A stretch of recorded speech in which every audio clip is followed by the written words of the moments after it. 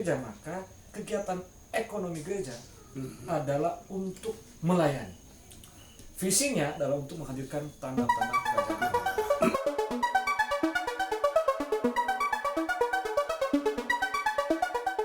Shalom. Salam pemberdayaan. Kita datang lagi pada channel Bercerita Gereja dan Masyarakat. Dan saat ini kita akan mempercakapkan topik teologi pengembangan sumber daya gereja. Sebelum lanjut, jangan lupa channel ini di-subscribe, like, share, dan diberikan komentar.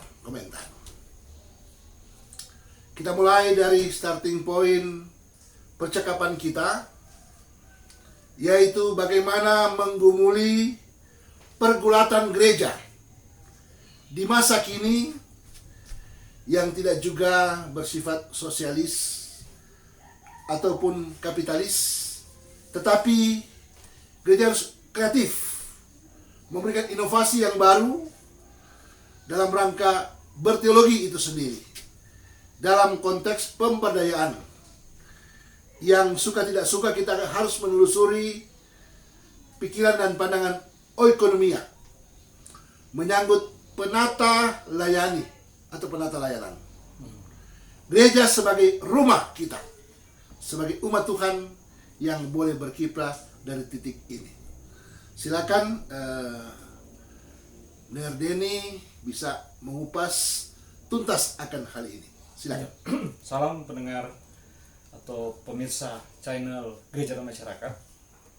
Kali ini orang udah lagi dan topik diskusi bersama dengan Pendeta Stephen Bones Manengke menarik sekali karena mengenai pemberdayaan kaitan dengan penata layanan atau kemudian bagaimana gereja berperan dalam hal memberdayakan dan memfungsikan apa yang dimiliki untuk melayani. Itu topik yang menarik sampai hari ini, Pendeta. Nah, karena kalau kita coba telusuri lagi sejarah kaitan dengan kemunculan kesadaran gereja-gereja di Indonesia terutama untuk berpikir bagaimana memberdayakan apa yang dia miliki, lalu kemudian bagaimana semua itu dapat berguna untuk pekabaran Injil atau dapat bermakna bagi kehadiran gereja itu. Nah, kita tahu bersama Pendeta bahwa gereja-gereja di Indonesia itu terutama yang Calvinis atau Protestan atau yang Lutheran, yang kebanyakan mereka ada menjadi bagian secara ekumenis di persekutuan gereja-gereja Indonesia, adalah gereja-gereja yang merupakan hasil pekabaran Injil dari gereja-gereja Eropa. Terutama dalam hal ini adalah badan-badan sending. Ada yang dari Belanda, ada juga Inggris, Jerman, dan lain sebagainya. Nah, kita ambil contoh Gemim. Gemim berdiri tahun 1934. Masih dalam lingkungan gereja negara yang kita kenal hingga sekarang namanya Uniskerk. Nah, disebut gereja negara karena Uniskerk itu memang bagian dari birokrasi pemerintah kolonial dan dia mendapat sokongan dana. Nah, termasuk membiayai apakah itu pendeta-pendeta pribumi yang kemudian setelah jemaat-jemaat yang didirikan oleh sending itu diserahkan ke Uniskerk, maka sendingnya kemudian menjadi whole prediker, lalu kemudian juga membiayai guru-guru. Nah, dana itu dari pemerintah kolonial, pemerintah Belanda. Tapi begitu Indonesia merdeka, kita tahu kan bersama berdiri tahun 1945, tapi pengakuannya nanti tahun 1949. Gemim itu mengalami masalah keuangan di tahun 1950-an. Kenapa? Gereja kolonial, gereja Uniskerk yang dulu sangat berperan dalam hal pendanaan, sudah melakukan pemisahan administrasi gereja dan negara, termasuk juga keuangan, tapi yang penting bahwa ya sudah jelas karena Indonesia sudah diakui kedaulatannya, maka eksistensi pemerintahan kolonial, pemerintahan Belanda tidak ada lagi. Dengan demikian maka dia berdampak pada eksistensi gereja-gereja, termasuk Gemim, ya terutama Gemim. Nah maka kemudian tahun 1950-an itu, ya kalau kita baca sejarah, ada sebuah pergumulan hebat. Bagaimana membiayai pendeta-pendeta pribumi yang semakin banyak, tapi juga guru-guru, tapi terutama bagaimana membiayai kehidupan bergereja itu secara lebih umum. Karena juga jemaat-jemaat yang sudah berdiri sejak zaman Sending dan kemudian sekarang itu di Minahasa, terutama pas mulai tahun 50-an itu sampai tahun 60-an juga itu memasuki suatu masa yang serba sulit. Ada permesta, kemudian ada konflik ideologi dan lain sebagainya. Tapi karena memang ciri dari negara yang baru merdeka, maka ekonominya baru akan berkembang. Nah itu juga sudah tentu berkaitan dengan kehidupan jemaat-jemaat ini, persekutuan-persekutuan yang sudah dibangun. Sekarang Sinode Gemim waktu itu yang sudah dipimpin oleh pendeta Minahasa, Asieter Wenas, kemudian pendeta Manuel Sondak, pendeta Luntungan, terutama pendeta Wenas dan pendeta Manuel Sondak harus berpikir keras bagaimana memikirkan tentang pengelolaan. Karena ternyata bahwa meski di Alkitab disebutkan gereja itu bukan dari dunia, tapi dia hadir dan mengada di dunia. Artinya dia juga memerlukan apa yang disebut modal, pengelolaan keuangan dan lain sebagainya. Itu di Gemim. Tapi secara umum di Indonesia, kalau kita kembali menurut sejarah, kesadaran itu hampir bersamaan, tapi terutama ketika mulai memikirkan kembali arti menjadi gereja di Indonesia. Nah, tahun 1970-an ada konsultasi teologi yang mulai memikirkan tentang bagaimana gereja Indonesia dalam hal berteologi, tapi juga dalam hal memanage, menata kelembagaan gereja. Tapi sejauh yang saya tahu bahwa mulai katakanlah tahun 1980-an, wacana tapi juga didorong untuk menjadi praktek apa yang kita kenal dengan kemandirian teologi, kemandirian daya dan kemandirian dana. Itu satu kesatuan yang tidak bisa dipisahkan. Dan tiga hal itu berkaitan dengan bagaimana DGI yang kemudian menjadi PGI itu mendorong gereja-gereja anggotanya untuk mulai memikirkan kemandirian dalam hal menata, mengolah gereja. Nah, termasuk mulai dipikirkan adalah bagaimana gereja-gereja sinode berpikir keras untuk memberdayakan apa yang dia punya. Dan itu kita sudah bicara ekonomi. Tapi sudah pasti karena ini gereja, maka pemikiran itu harus juga dilandasi oleh pemikiran teologi. Sehingga saya kira mungkin bisa dilanjutkan dengan diskusi apa yang kita sebutkan tadi, bukan sosialis, bukan juga kapitalis. Lalu jika demikian, kreativitas ekonomi gereja itu kreatif seperti apa? Ya, kita menyebut tadi kreativitas. Nah, kita pernah ingat bahwa di tahun-tahun 1980-an ada moto positif, kreatif, realistis. Ya, juga kemudian inovatif. Itu cara memahami juga keberadaan gereja dan perubahan konteks.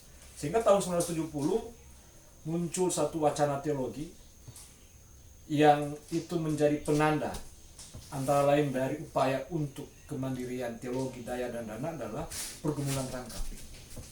Yaitu di satu pihak bergumul dengan ketaatan jemaat umat pada Tuhan Allah, tapi dia bergumul dengan dinamika sama, dengan perkembangan sama, dengan perubahan sama. Nah, itu yang menarik. Dan di masa kini, tadi kan di Pak Den menyampaikan masih pada tahun 70-an. Ya. Untuk 90-an sampai 2000-an sampai 2001 sekarang gini, pasti ada DP tipikal. Ya. Ada satu semangat gereja itu untuk membangun dunia usaha, bukan gereja. Dan paling tidak kita harus bicara jujur bahwa sepertinya kita harus berani melangkah untuk menghasilkan sesuatu. Jangan lagi kita terkooptasi dengan pandangan-pandangan lalu, melihat ini hal yang bukan milik gereja, atau katakanlah bukan kita dari, atau bagian kita yang harus mengerjakan hal ini. Bukan bagian dari kehadiran gereja. Tapi justru sekarang ini gereja terpacu untuk berpikir cerdas, berpikir inovatif, kreativitas dalam rangka membangun satu dunia usaha. Ya. Sebagai contoh, gereja kita, gereja Masih Ingin Minahasa, dengan berbagai cara kita harus berusaha untuk tampil dengan semangat yang luar biasa. Dan itu bagian dari upaya untuk memberdayakan, mengolah apa yang dia miliki bersama-sama dengan umat atau jemaatnya tentu. Karena kita mesti bicara jujur, bagi gereja adalah rumah kita. Itu bahasa yang sempat saya angkat tadi.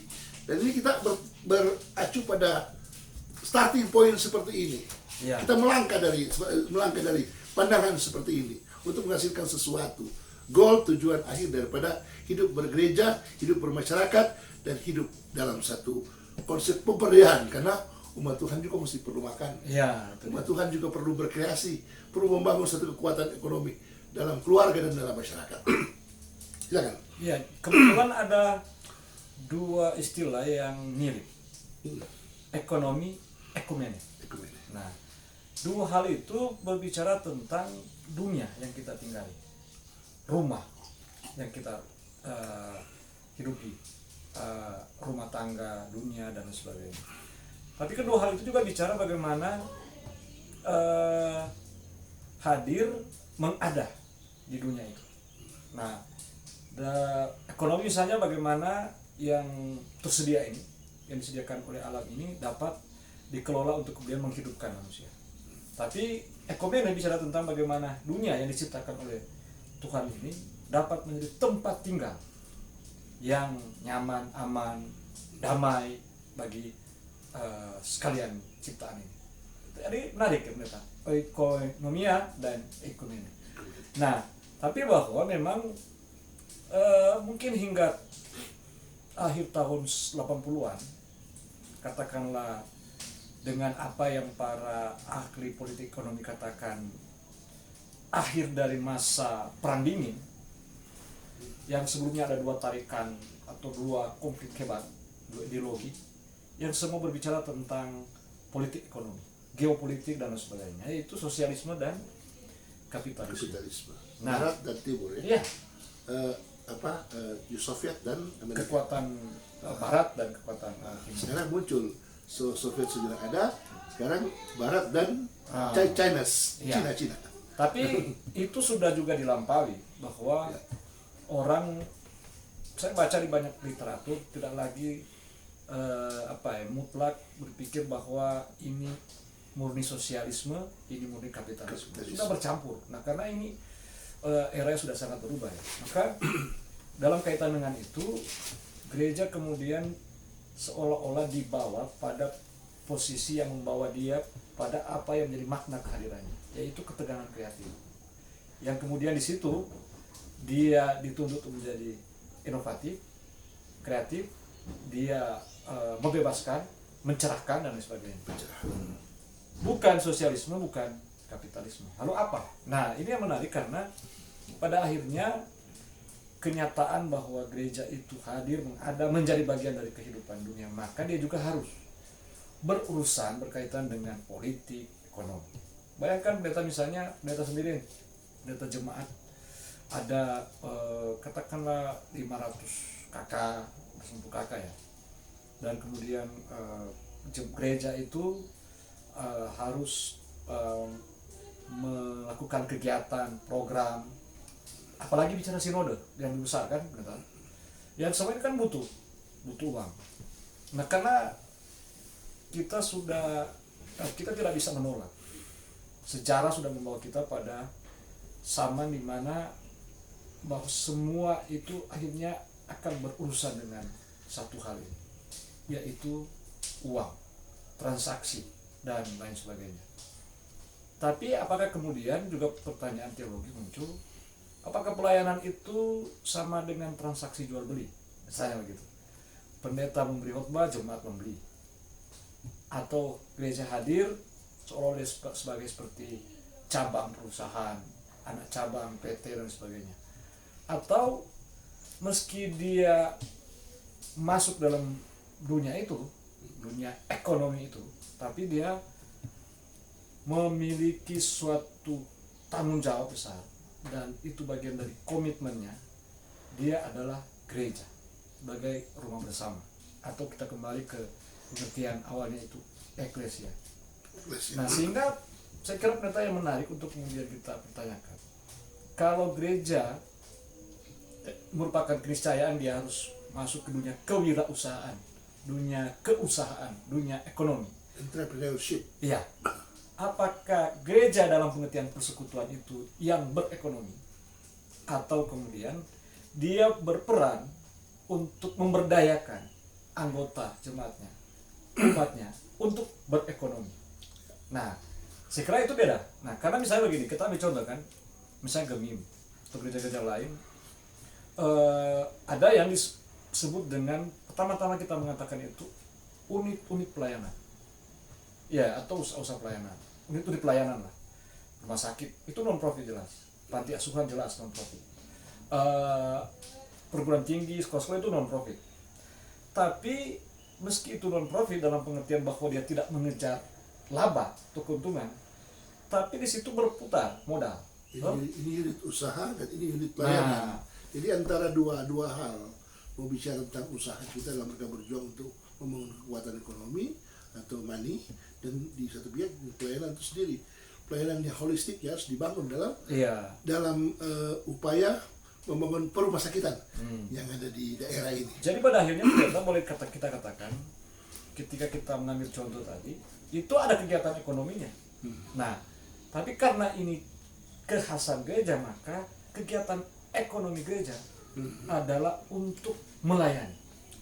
Visinya adalah untuk menghadirkan tanda-tanda kerajaan Allah. Jadi gereja secara langsung tidak langsung mengkritik baik praktek ekonomi sosialisme maupun kapitalisme. Karena gereja kemudian hadir dengan warnanya yang khas. Dia bisa saja mengikuti cara-cara, metode, prinsip-prinsip ekonomi pada umumnya. Tapi karena dia diikat oleh visi itu, maka dalam bahasa ekonomi, ketika dia melakukan transaksi, maka transaksi itu selalu dalam pemikiran bahwa ini untuk apa. Nah, jadi soal kan kalau kemudian yang disebut unit pelayanan itu diperlakukan sebagai unit usaha, nah itu persoalan. Atau dia diperlakukan sebagai sebuah sebuah institusi bisnis. Artinya bagaimana jembatan emas. Nah, tapi kita perlu mencari jalan ketiga, iya. Perlu mencari jalan tengahnya. Nah, saya kira kembali ke apa yang saya katakan tadi, bahwa ininya gereja harus paham cara berekonomi itu, prinsip-prinsip berekonomi itu, praktik berekonomi itu, karena dunia sekarang sudah memang begitu. Tapi pertama landasannya apa? Tadi kan itu untuk melayani. Dia berekonomi untuk menghadirkan tanda-tanda kerajaan Allah. Lalu kemudian gereja dalam pengertian lembaga, kalau contoh Gemim dia bersinode, begitu toh. Kantor sinodenya ada di Tomohon dan jemaat-jemaatnya itu tersebar di tanah Minahasa ini. Maka ada satu peran besar yang diharapkan dari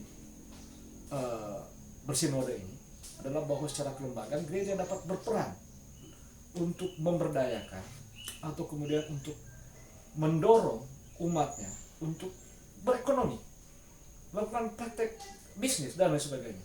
Nah, karena apa? Karena sudah menjadi semacam hukum dalam gereja, jemaat yang diberkati secara ekonomi atau secara katakanlah ekonomi, maka ada tanggung jawab dia kan untuk membagikan itu atau untuk menyatakan syukur berkat itu kepada gereja.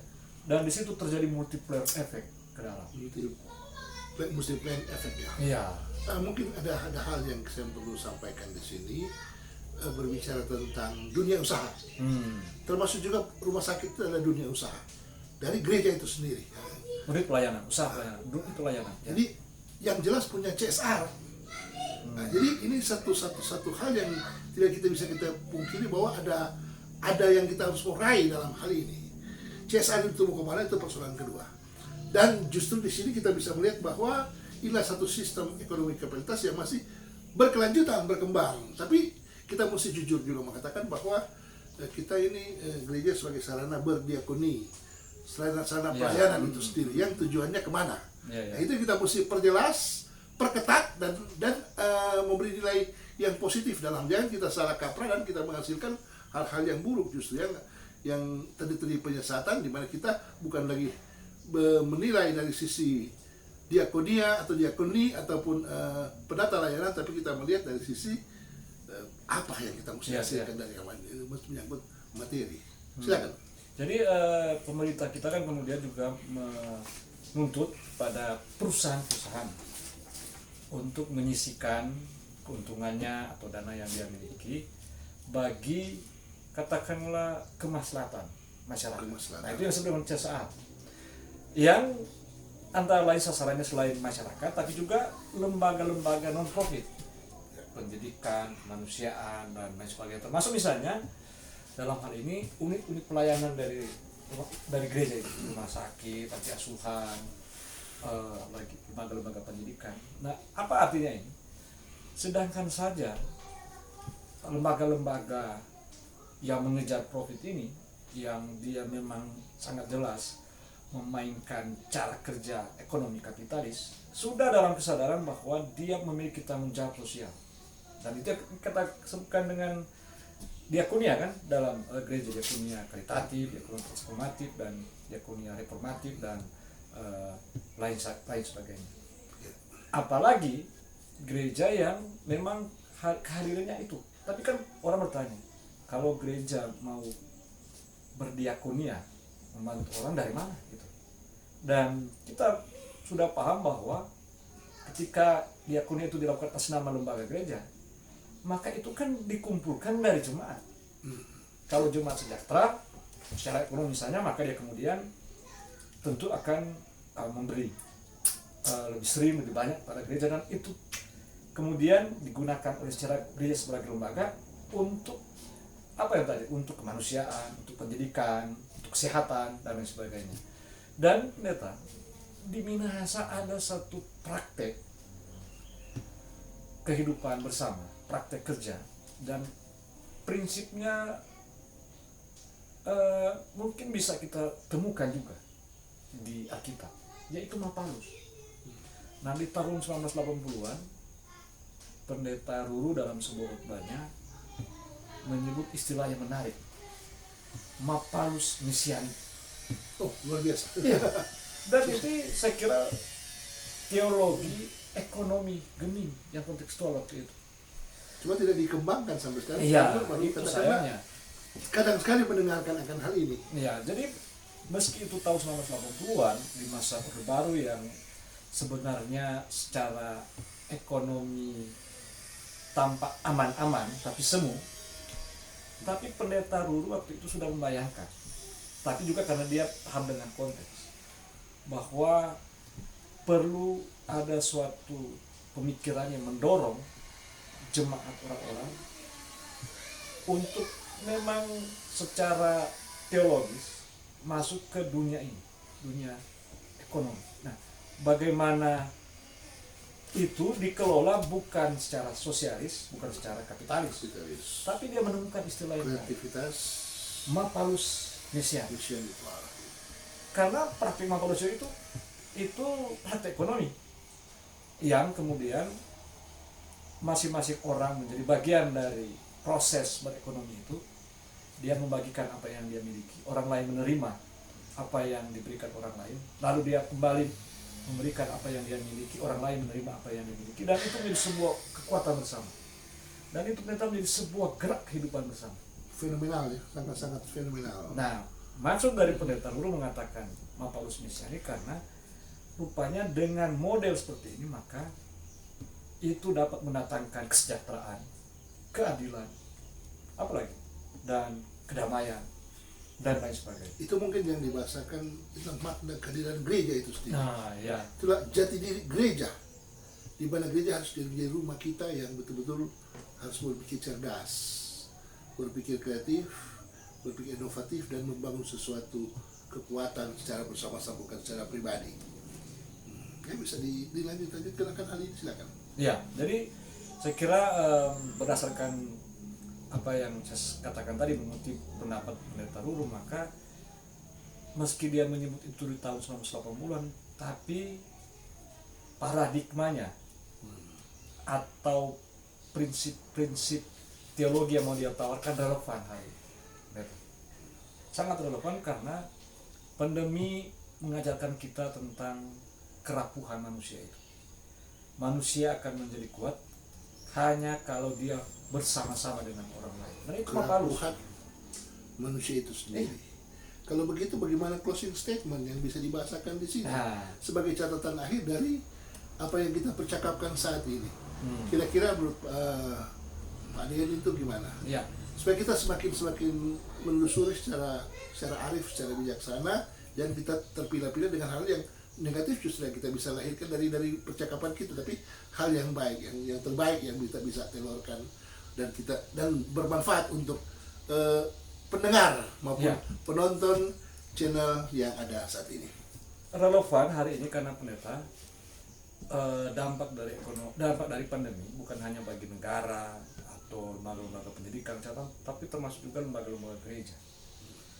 Karena ketika orang harus jaga jarak, work from home, ibadah dari rumah, maka sudah tentu berdampak pada pengelolaan gereja secara ekonomi, keuangan. Nah, kalau model bergerejanya sentralistik, yang kemudian dia hierarkis dan seolah-olah ada satu badan yang sangat kuat, ternyata rapuh. Nah, tapi kalau kemudian pengelolaan gerejanya sudah tepat, bersinode itu, dan kemudian meskipun gereja ditutup sementara, tidak digunakan sementara karena pandemi Ya. tapi karena jemaat yang satu dia memiliki kesadaran terhadap jemaat yang lain, saling membantu dan lain sebagainya, maka kita lihat kan sudah 1 tahun lebih pandemi ini jalan, tapi ya di Minahasa terutama ekonomi masyarakatnya tidak terpuruk sekali. Mungkin terpuruk semua kena dampak, negara-negara kuat juga kena. Tidak terpuruk sekali saya mengatakan itu. Dan kebanyakan mereka itu adalah warga gereja. Selain dia orang Minahasa atau orang Sangir dan sebagainya, tapi ada dia dalam satu kultur yang masih hidup, mungkin masih kuat dengan kekerabatan, komunalitas dan lain sebagainya. Tapi juga dia sebagai warga gereja, dia menjadi bagian dari persekutuan gereja-gereja ini. Selama pandemi kita melihat banyak sekali orang berbagi pengalaman, cerita tentang saling membantu itu, dan itu mapalus. Dan meskipun ekonomi dunia guncang, tapi kita lihat fakta sampai hari ini, bahkan masih kita temukan di jemaat-jemaat Minahasa, di Minahasa ini, orang Minahasa bahkan masih banyak bikin pesta, sering bikin pesta.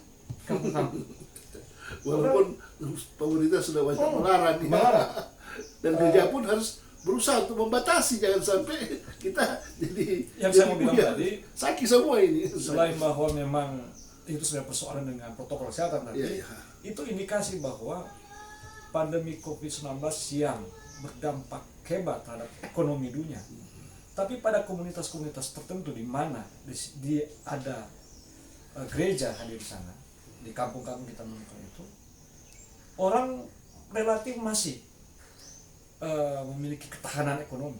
Nah, buktinya apa? Orang bikin pesta. Berkaitan dengan itu, apa mungkin ada perubahan mindset, pola pikir, pola pandang, pola tindak untuk kita bagaimana melangkah lebih bijaksana, lebih arif, lebih paling tidak apa yang kita aktualisasikan tidak kebablasan dalam hal ini, supaya kita tetap menuruti protokol kesehatan yang selalu diungkapkan, dicanangkan oleh pemerintah, dan dia harus menyesuaikan akan hal itu, supaya bagaimana ada hasil atau paling tidak kan antara membangun unit-unit usaha dan memperhatikan konsep-konsep pemerintah dalam rangka memutuskan mata rantai C19 ini atau COVID-19 COVID-19 ini. Jadi bagaimana kita bisa ungkapkan akan hal ini? Iya. Sebagai seorang nabi kita. Pasti kan karena ini kemudian terbukti berbahaya bagi manusia, maka warga masyarakat itu harus mematuhi itu kan. Dan selama pandemi yang sudah 1 tahun lebih ini, ada bahkan beberapa bulan itu yang memang lockdown atau pembatasan berskala kecil, berskala besar di kampung-kampung atau di kota-kota di Minahasa ini. Dan orang mengeluh tidak bisa tidak Mencari. bisa Terbatas mencari. mencari. Dan itu kemudian orang bilang kalau orang di rumah terus makan apa dan lain sebagainya. Tapi yang kita amati bahwa belum ada laporan media atau laporan dari pihak yang berkompeten dalam hal itu, ada komunitas di Minahasa ini yang kelaparan. Mungkin ekonominya sudah jatuh, anjlok, tapi karena dia hidup dalam sebuah kultur mapalus mesianik itu, maka kemudian dia dapat melewati masa kritis itu. Dan itu banyak pengalaman di Minahasa. Nah, saya kira pendeta sadar atau tidak sadar, langsung atau tidak langsung, ada peran gereja di sana. Peran gereja dalam hal sebelum pandemi sudah mendorong gereja jemaat untuk mengolah sumber daya alam yang dimiliki, mendorong anggota jemaatnya untuk memasuki dunia ekonomi kreatif, atau kemudian sudah mendorong, sudah memberikan semacam nasihat-nasihat, jangan atau Dan mengembangkan entrepreneurship. Iya, untuk anggota jemaatnya dapat hidup secara sederhana, bukan kikir, bukan koncudu, tapi sederhana, hemat dan lain sebagainya. Dan itu ternyata memiliki manfaat besar ketika warga gereja ini memasuki suatu masa yang masa kritis, yaitu pandemi COVID-19. Artinya saya mau bilang bahwa model berekonomi gereja itu yang harus dikembangkan terus adalah tadi itu, prinsipnya adalah saling memberdayakan. Tapi coba kita bandingkan dengan institusi-institusi ekonomi murni. Banyak PHK, ada satu perusahaan franchise waralaba misalnya yang dia terpukul hebat, ada mungkin puluhan ribuan karyawannya sedunia ini yang harus di PHK. Bayangkan itu. Tapi jemaat gereja yang hadir bersama-sama dengan warga masyarakat dan jemaat yang kemudian dia juga memberikan semacam memberikan semacam nasihat atau kemudian dorongan bagi jemaat untuk berekonomi menurut caranya, itu bisa bertahan kan, betul tak? Orang masih lagi jual minyak, Dengan bisnis apa? warung-warung. Dengan bisnis apa yang kita perlu Dengan bisnis apa yang dia miliki? kerjakan dalam hidup ini supaya ekonomi keluarga tetap bertahan. Iya. Dan itu kan ketika bicara ekonomi keluarga, kalau kita konteks Minahasa itu, terutama bicara Kristen, itu yang paling berperan itu adalah gereja dan institusi-institusi sosialnya. Justru yang paling ramai sekali itu kuliner ya. Iya, Yaitu makanya. kue-kue, makanan, itu yang terbeli bukan cuma di pasar lokal saya, tapi pasti bisa pasar nasional dan internasional yang melihat jajanan-jajanan khas orang Minahasa untuk dibawa ke luar daerah ataupun ke luar negeri. Iya. Nah, mungkin ada yang lain yang saya sampaikan. Iya, saya kira pada akhirnya memang bicara tentang ekonomi atau teologi ekonomi gereja dalam rangka pemberdayaan, dalam rangka bagaimana kemudian mendorong anggota jemaatnya juga masyarakatnya untuk dapat melanjutkan kehidupannya dengan mengolah sumber daya alam atau dia mengembangkan kreativitas inovasi yang dimiliki untuk kemudian dia mendapat keuntungan-keuntungan ekonomis, itu perlu terus dikembangkan. Karena apa? Karena seperti juga bahasa gerejawi, kita harus memiliki kemampuan untuk membaca tanda-tanda sama. So, ekonomi pasca pandemi ini kita belum tahu arahnya kemana. dan modelnya seperti apa. Tapi kita harus bersuka cita Iya. terus kan, harus Tapi- bergembira terus, enjoy. Tapi- Jangan menikmat, jangan kita berada pada situasi seperti ini kita semakin down, tidak mau berkreasi, tidak mau angkat suara, tidak mau merubah pola pikir, mindset kita sebagai anak manusia, sebagai warga masyarakat yang ada di tanah Minahasa, sebagai Tau Minahasa yang bisa selalu bersuka cita, berbahagia kita dalam rangka menelusuri berbagai permasalahan pengembangan sumber daya dalam kehidupan kita sebagai gereja Tuhan yang ada di dunia ini. Terima kasih semuanya.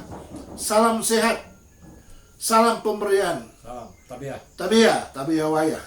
Tuhan Yesus memberkati. God bless.